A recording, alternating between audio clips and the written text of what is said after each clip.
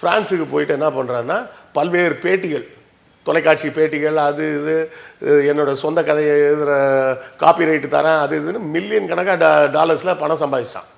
நல்லா யோசிச்சு பாருங்கள்.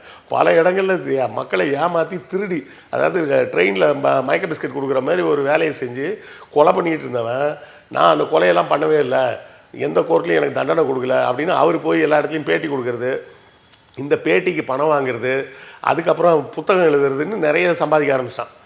இப்படியெல்லாம் பண்ணிகிட்டு இருந்தவன் என்ன நினச்சானோ தெரில, லூசு மாதிரி என்ன பண்ணுறான், மீண்டும் 2002ன்னு நினைக்கிறேன் அந்த ஆண்டில் வந்து திரும்ப நேபாள் போகிறான்.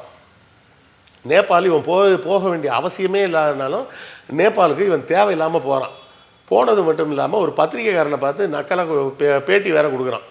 என்ன ஐடியாவில் போகிறான்னா, நேபாளில் போய் ஒரு மினரல் வாட்டர் கம்பெனி ஆரம்பிக்க போகிறேன்ட்டு போகிறான். அப்போ அந்த லோக்கல் போலீஸ் ஒருத்தர் இவனை தேடி பிடிச்சி அரெஸ்ட் பண்ணிடுறாரு.